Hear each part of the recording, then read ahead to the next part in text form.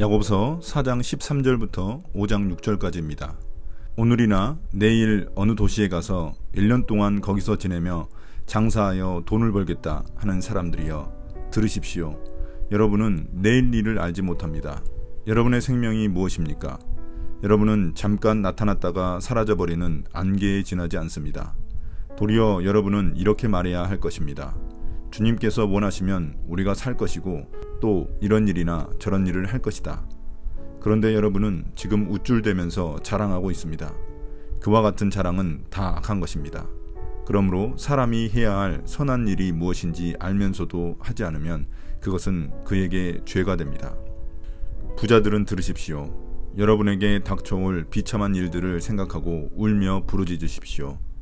여러분의 재물은 썩고 여러분의 옷들은 좀먹었습니다. 여러분의 금과 은은 녹이 슬었으니 그 녹은 장차 여러분을 고발할 증거가 될 것이요 불과 같이 여러분의 살을 먹을 것입니다. 여러분은 세상 마지막 날에도 재물을 쌓았습니다. 보십시오. 여러분의 밭에서 곡식을 벤 일꾼들에게 주지 않고 가로챈 품삯이 소리를 지르고 있습니다. 그래서 그 일꾼들의 아우성 소리가 전능하신 주님의 귀에 들어갔습니다. 여러분은 이 땅 위에서 사치와 쾌락을 누렸으며 사륙의 날에 마음을 살찌게 하였습니다. 여러분은 의인을 정죄하고 죽였지만 그는 여러분에게 대항하지 않았습니다. 4장 13절부터 5장 6절까지의 개괄입니다. 이 단락은 세속적 가치관에 물든 그리스도인들과 부자들에 대한 경고를 다루고 있습니다.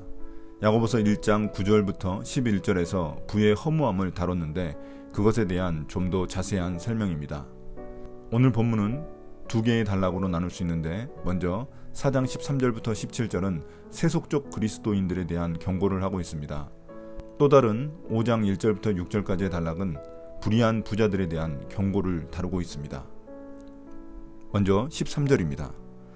오늘이나 내일 어느 도시에 가서 1년 동안 거기에서 지내며 장사하여 돈을 벌겠다 하는 사람들이여 들으십시오.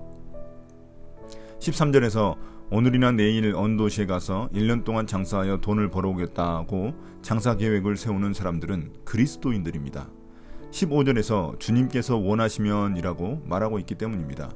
그래서 지금 야고보가 말하는 대상은 부유한 그리스도인 상인들이라고 볼 수 있습니다. 그들이 세운 장사 계획은 매우 구체적이고 열정이 넘칩니다. 겉으로 보기에 이런 계획 자체는 문제가 없어 보입니다. 오히려 세상에서는 이런 자들을 열정적이며 지혜로운 경영자라며 칭찬할지 모릅니다. 그러나 야고보는 그들의 이런 말 속에 숨은 의도를 파고들고 있습니다.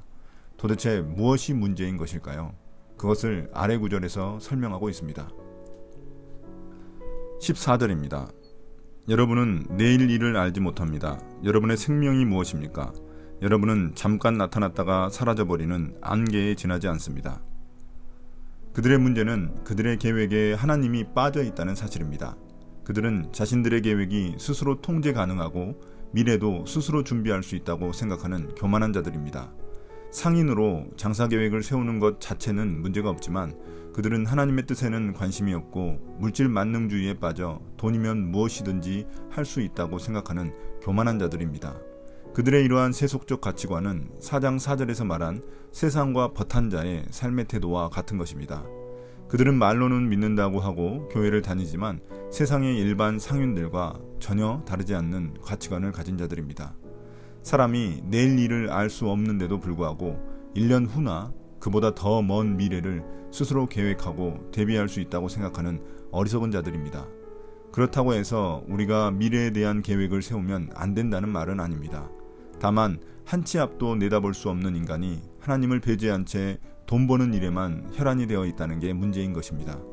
사람의 생명이란 잠깐 있다가 사라지는 안개처럼 불확실한 존재에 불과한데도 그것을 무시한 채 살아가는 게 문제인 것입니다.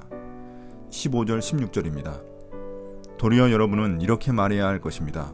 주님께서 원하시면 우리가 살 것이고 또 이런 일이나 저런 일을 할 것이다. 그런데 여러분은 지금 우쭐대면서 자랑하고 있습니다. 그와 같은 자랑은 다 악한 것입니다. 여기서는 교만한 상인들이 진짜 해야 할 말을 야고보 저자가 알려주고 있습니다. 그들은 자신들의 인생에 대한 하나님의 절대적 주권을 인정하는 말을 해야 합니다. 자신들의 장사 계획에도 이러한 하나님에 대한 고백들이 들어가야만 합니다. 그들이 크리스찬 기업인이라면 하나님의 뜻을 살피는 것을 가장 중요하게 생각해야 합니다. 그런데 그들은 거창한 1년 계획을 내세우며 벌써 다 이룬 것처럼 한껏 취해 있습니다. 또한 더 많은 돈을 벌기 위해 자신들의 계획과 뜻을 남들에게 자랑하고 있습니다. 그들은 마치 하나님이 필요 없는 것처럼 무시하고 사는 자들에 불과합니다. 이러한 그들의 삶의 가치관이 악한 것입니다. 17절입니다. 그러므로 사람이 해야 할 선한 일이 무엇인지 알면서도 하지 않으면 그것은 그에게 죄가 됩니다.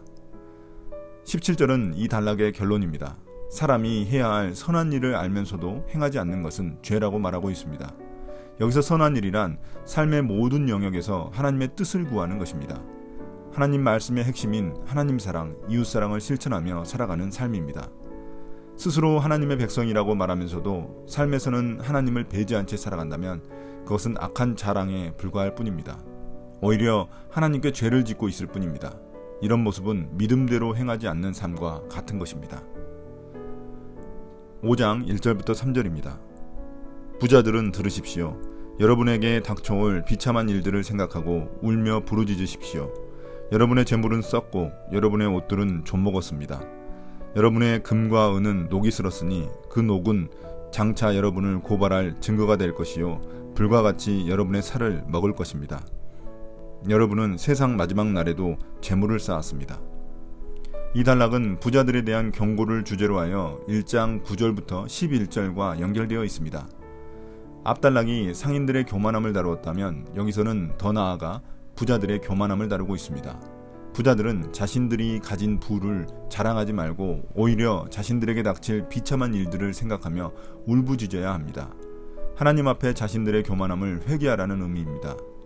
부자들은 자신들이 가진 재물이 영원할 것이라고 착각하지만 그것들은 결국 썩고 좀먹고 녹이 슬 일시적인 것에 불과한 것입니다.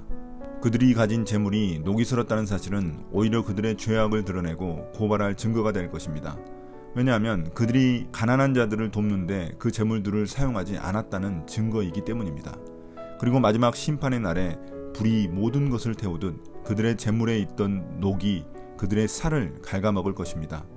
이 말은 재물이 그들을 지켜줄 것이라고 생각하고 모았겠지만 오히려 그 재물들이 그들을 망하게 할 것이라는 의미입니다.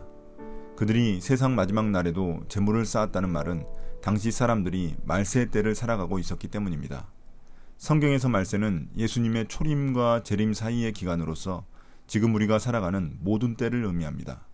그래서 주님이 곧 오시리라 기대하는 때에도 그들은 자기 재물을 쌓는 데에만 혈안이 되어 있었다는 것입니다. 주님이 곧 오실 것이라는 믿음이 있다면 오히려 그들은 자신들의 재물을 가지고 이웃에게 선을 행하며 주님 오실 마지막 때를 준비했었어야 합니다. 그들의 믿음이 헛되고 거짓된 것임을 보여주는 증거입니다. 5장 4절부터 6절까지입니다. 보십시오. 여러분의 밭에서 곡식을 벤 일꾼들에게 주지 않고 가로챈 품삯이 소리를 지르고 있습니다. 그래서 그 일꾼들의 아우성 소리가 전능하신 주님의 귀에 들어갔습니다. 여러분은 이 땅 위에서 사치와 쾌락을 누렸으며 사륙의 날에 마음을 살찌게 하였습니다. 여러분은 의인을 정죄하고 죽였지만 그는 여러분에게 대항하지 않았습니다. 여기서는 부자들이 왜 불의한 자들인지 구체적인 증거를 통해 설명하고 있습니다. 부자들은 가난한 자들의 땅을 사들인 쥐주들입니다. 그들은 토지를 잃어버린 노동자들을 품꾼으로 고용했습니다. 그러나 부자들은 그 품꾼들에게 월급을 주지 않는 불의한 짓을 저지르고 있습니다. 그래서 그 일꾼들의 아우성 소리가 하나님의 귀에 들어갔습니다. 그들은 불의하게 모은 재물로 사치와 쾌락을 누리며 살았지만 사륙의 날, 즉 하나님의 심판의 날에 그들은 자신들의 죄로 인해 도살될 일밖에 남지 않았습니다. 마치 부자들의 살찐 모습을 돼지와 같은 짐승에 비유하여 도살될 운명으로 묘사하고 있습니다. 그들이 마음을 살찌웠다는 것은 그들의 이기심과 욕심을 가리키는 것입니다. 그들의 부유함 자체를 문제 삼는 게 아니라 불의한 방법으로 재물을 추구하는 그들의 악한 마음을 비판하고 있는 것입니다. 마지막 6절은 부자들이 사법제도를 악용하여 의인들을 정죄하고 죽였다는 것을 말합니다. 여기서 의인들은 가난한 자들입니다. 부자들은 품꾼들의 삭을 주지 않기 위해 재판을 왜곡시켰습니다. 그럼에도 힘없는 가난한 의인들은 부자들에게 대항하지 못하였고 하나님께만 부르짖을 수밖에 없었습니다. 오늘의 묵상 포인트입니다. 첫 번째, 인생의 계획표를 세우는 일 자체가 잘못된 것은 아닙니다.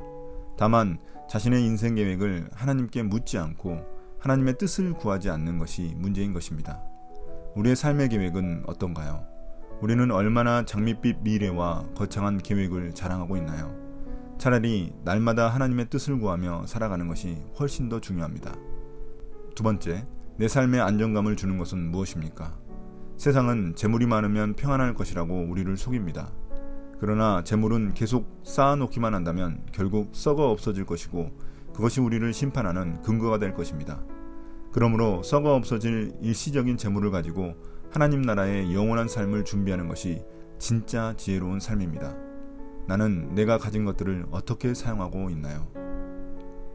나의 기도입니다. 주님, 세상 헛된 야망에 유혹받지 않고 묵묵히 하루하루를 주님 뜻에 따라 살아가게 하소서. 그것이 더 큰 용기라고 믿습니다. 내 생명도 내가 가진 것들도 모두 유한하다는 사실을 기억하며 영원한 하나님 나라를 위해 나누며 살아가는 삶이 되게 하소서. 예수님 이름으로 기도드립니다. 아멘.